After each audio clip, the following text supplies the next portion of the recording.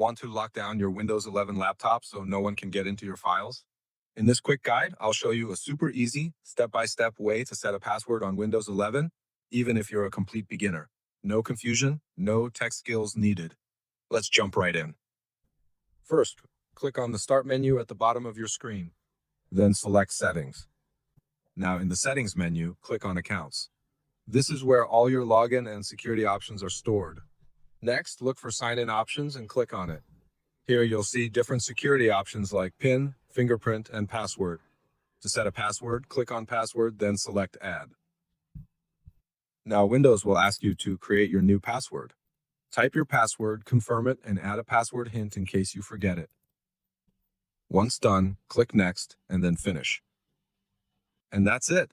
Your Windows 11 laptop is now protected with a password. If this video helped you, don't forget to like, subscribe, and follow for more quick Windows tips and tricks.